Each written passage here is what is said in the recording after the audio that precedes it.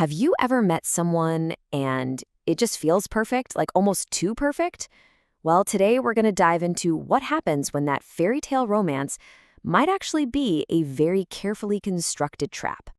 It usually kicks off with this total whirlwind of affection. I mean, they're telling you you're the most amazing person they've ever seen. And it feels incredible, right? Like you've been put on this pedestal, the absolute center of their universe, from the very first moment. Then comes the constant contact. It's like a flood of texts and calls. You get the good morning and good night messages, the I miss you declarations literally 2 minutes after you've parted ways. This intense level of attention, it's intoxicating. It makes you feel like you're the only person in the world who matters. And then boom, almost immediately, the conversation jumps to this super serious, long-term future. You barely even know their middle name, and they're already talking about marriage, moving in, making these huge life-altering plans. All of this is happening within weeks, and sometimes even just a few days. This whole thing feels like you're in a movie. It feels like you've found your soulmate. But here's the thing. In the world of psychology, this isn't always love.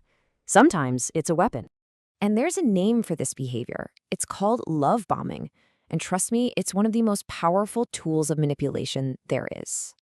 So you might be wondering, why on earth do we fall for it? Well, the answer isn't really in our hearts. It's all in our brains. And this is where it gets really interesting. Let's be crystal clear on this. Love bombing isn't about genuine affection. It's a calculated strategy. The entire goal is to overwhelm you, to create this powerful sense of dependency, all for the purpose of control. A manipulator uses all this over-the-top affection to quite literally hijack your brain's reward system. This isn't random. It is a deliberate process that targets your brain chemistry. And what this does is create a genuine biological high. Your brain releases a massive flood of feel-good chemicals like dopamine and oxytocin. These are the same chemicals involved in pleasure and bonding. It feels amazing, and that intense feeling, it can become addictive. You see, this intense chemical connection isn't really love. It's what psychologists call a trauma bond. It's a bond that's forged from a cycle of intense reward and, as we're about to see, devaluation. You become dependent not on the person, but on getting that validation, on chasing that initial high they gave you. Okay, so how do you spot the trap before it's too late? The good news is the clues are always there. You just have to know what to look for. This is the key question, isn't it?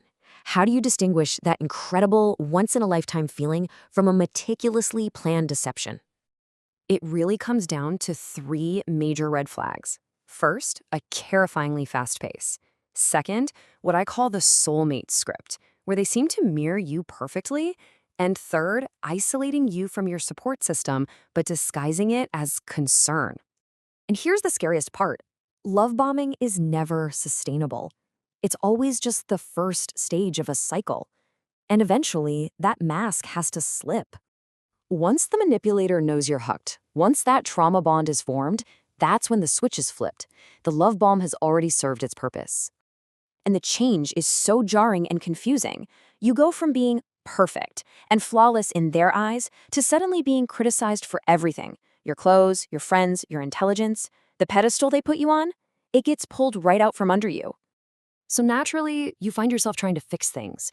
You start apologizing, just trying to get back to that perfect person you met in the beginning, desperately trying to get that initial high back. But here's the crucial truth you have to understand. That person you fell for, they were never real. They were a character, a performance designed to trap you. So let's get to the most important part of all of this. How do you protect yourself? How do you safeguard your heart and your sanity? It really starts with this simple rule. If it feels too good to be true, it probably is.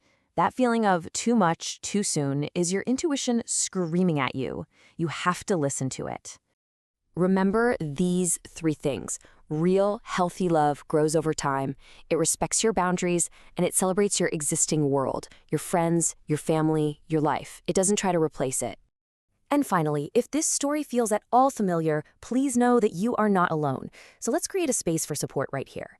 Have you experienced this? Let us and others know by commenting "Stay strong" below. Protect your peace.